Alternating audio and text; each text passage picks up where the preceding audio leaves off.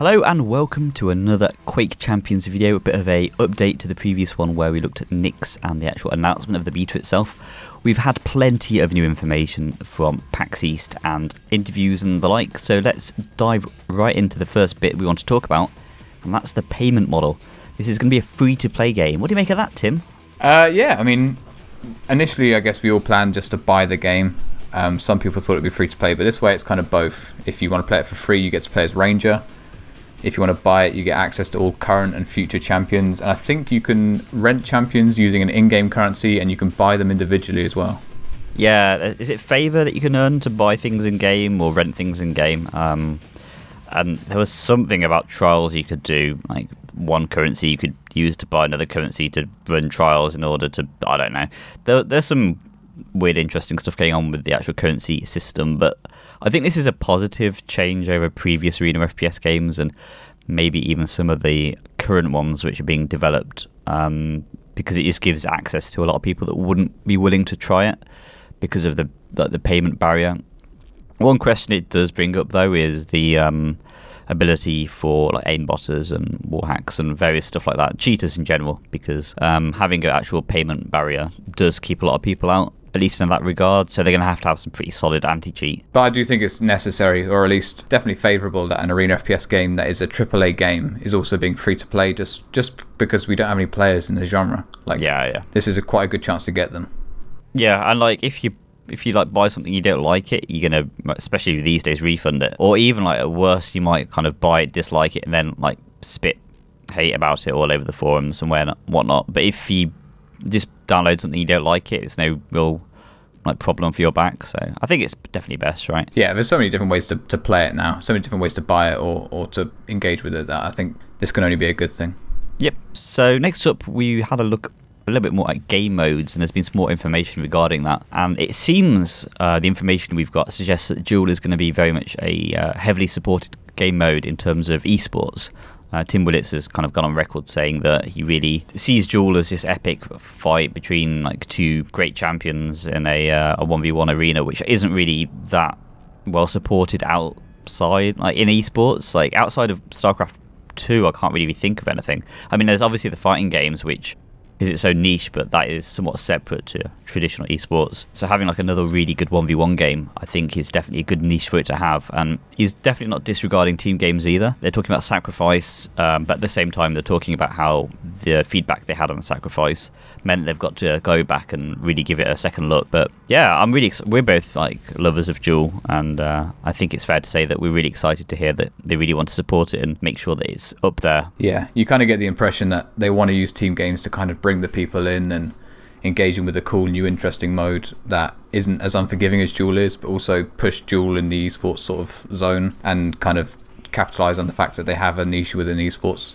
Yeah, 2 years ago they did the Tri-Wizard tournament, or the Tri-Master tournament if you want to be more specific to the actual name, and this was a tournament where they actually had Duel and TDM and CTF together at a QuakeCon, and I think it was pretty well received. Like obviously Duel's always been the most popular to view. If you look at like the viewing numbers for the TDM and for the Duel, like obviously Duel gets a lot more viewers in Quake Live at least. But it seems like it works as a format to have more than one esport mode being played at a tournament series. And it might even be that like, I don't know, DreamHack has a Duel tournament and like IEM has a like team mode tournament, or like different companies pick up different modes and want to run with them. Yeah, and I think the Tri-Wizard, Tri-Master stuff was really good at QuakeCon as well. I really liked seeing the Duelers latch onto different teams and stuff, and wondering who was going to be playing Duel and how they were going to mesh with the teammates. I think Evil was in like some NA team, and like he was their Dueler, and then there was a bunch of other team game players in there and stuff. It kind of just makes for an interesting dynamic. Yeah. So I think they could definitely run with that as an esports sort of like setting. Yeah, I like that kind of thing. So we have some information on Duel hot off the press, and that is that in Duel, you can only pick between 3 champions. Yeah, so by the sounds of it, I guess there's going to be some sort of pick ban phase. If you're going to be picking champions at the beginning, we don't know if there's going to be a ban system, but I think it'd be interesting if there was a way to ban characters as well to pick them, and some sort of priority, like you pick and then the enemy picks, and potentially even have it so you can only pick you can't both pick the same champion. Yeah, so it seems there's still lots of information about Duel still to come out. But yeah, Tim Willett said recently that you'll go in with 3 champions. So I guess yeah, like you said, there'll be a pick ban phase. You'll come up with 3, and I don't think that you can. I don't know how it's going to work, if you can swap them on death or what, because I know you can in the other modes, but I asked Sponge on Discord and he said that how it's going to work is currently unannounced. So yeah, there's still a lot to find out about Duel, I think. Yeah, and in the interview he said himself they're not actually fully sure on the implementation. It's still going to be beta tested, and the actual full details might not be worked out till closer to release, which I prefer. I'd rather than not be like, we're going to do it like this, and if it doesn't work, tough, that's how we're doing it. The fact that they're actually willing to take advice in the beta rather than just have like a beta which is for, like, more for marketing and for show, I think that's a better way of doing it. Personally, yeah. I think it'd be really interesting if let's say you died on a champion, if you picked another champion, you couldn't go back to the dead champion again. Or you could still respawn as them, obviously, but if you changed your character, you can go back. Kind of a bit like a fighting game tag team system. I think that would be interesting. Yeah, fighting games are what they keep referencing. The developers, like throughout the development of this, have constantly been harkening it back to fighting games. So I think they're taking a lot of inspiration from that. The reactions I've heard from this news, it's only a small bit of news and it doesn't really paint the whole picture, but I've heard a lot of people who are either against it or cautiously optimistic. I think the only actually positive comment I've seen from a notable person is Vu on ES Reality saying that it sounds cool. So, but yeah, we'll have to wait and find out more. I think it's better than having access to the full champion roster.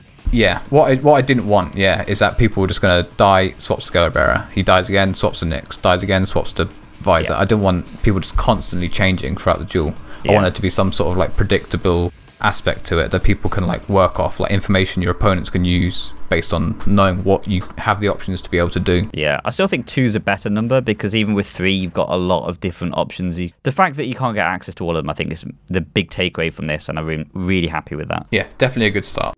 Talking of tournaments, QuakeCon, interesting tidbit about this, the BYOC, which is kind of like an amateur tournament, has got a 50,000 prize pool, which is a lot, right? Yeah, that's more than the tournament was for the pros last year. So yeah, I think Sinclair is kind of hinting that kind of means good things for the prize pool for the pro player tournament this year. Yeah, and that's going to be, I think it's the 24th. It starts of August over in Texas. So definitely looking forward to that. Would love to get out there if possible, but we're having a look at the feasibility of that at the moment. But they've not announced the game modes yet, as far as I'm aware, right? Yeah, they haven't, and I imagine it will be, well, I'm guessing it's going to be both. It could just be Sacrifice. I don't know. They're kind of revising Sacrifice, aren't they? Because of pro feedback and stuff. And yeah. Nothing about Duel has been released yet. So yeah, it's kind of, who knows really. Could even be TDM. I mean, there's just so many unknowns at the moment. Yeah. What is known is a new champion by the name of Scalebearer. Now, the information about him has kind of been fairly well known for, at least guessed about for a long time, because he was in the initial trailer for the game back last August or July, or a month around then. But we have a little bit more solid information now on him. He has an ability called Bull Rush, and it did 175 damage in the video. Is that correct? Yeah, I would guess that it depends on his speed, because he seems to kind of rev up as he does his Bull Rush in the video. So I guess at the start of it wouldn't be as much as when he's going full tilt. Yeah. But yeah, in the video it did 175, which is a lot. Especially considering kind of the starting health pools of some of the heroes. Yeah, and he's also quite a tanky champion, right? Has a lot of starting stack. And some of the air control characters like Anarchy and Slash, or Anarchy, the air control character, and Slash, the crouch slide character, way more stacked, and even more stacked than the average characters like Ranger and stuff. So gonna be interesting how, especially from a 1v1 scenario, how the starting stacks kind of play into the combat. How are you going to approach a fight off a fresh spawn? Because you might approach it very differently than you do in Quake Live now, depending on who you pick. Yeah, for sure.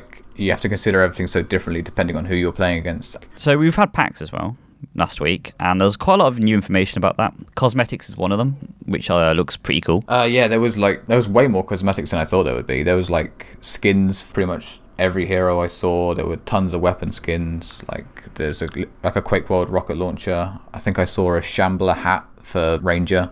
Yeah. LG skins, rail skins. Clutch had this big purple suit as a skin. Like there's tons of it. Yeah, and it seems to be some kind of rarity system as well, right? So it was. I mean, it looks very similar to the Overwatch system where you buy one of these backpack or case type things with favor, and then you are able to open them and get all the stuff out, and it gives you random drops.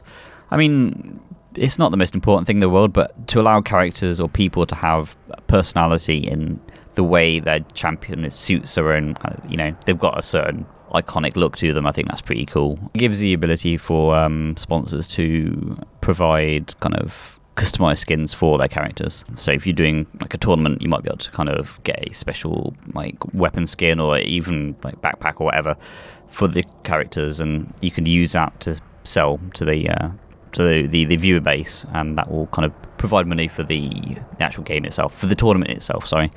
In the way that they do it with, is it the Compendium that does something like that, and like CS? In Dota.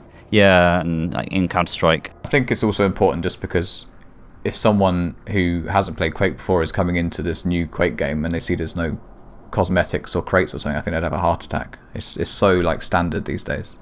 Yeah, it's just completely expected, and that's the world we live in these days. We don't live in a world where characters look the same from start to finish. What else happened at PAX? Well, we learned about Slash having crouch sliding. We had also information a little bit more on the various abilities of different champions and how certain things work. If you want to kind of get a really in-depth look, because we can't really summarize everything that happened in all the PAX videos, but if you want to have a look at them, we'll provide links to them. But there's some pretty cool tidbits, and like a lot of the videos of people commentating on like their thoughts about the game. So if you've not seen them, we'll provide links, and you should definitely check them out. Burial Chamber. New map, looks pretty cool. That's pretty much all I've got to say on it, right? I think there's not a lot to really say right now. It doesn't look like a duel map. No. I guess it's an FFA map. It kind of looks very Doom-like in the aesthetic, which is kind of cool because the Doom maps look really nice. Yeah, it's kind of as per usual. The video is terrible for it.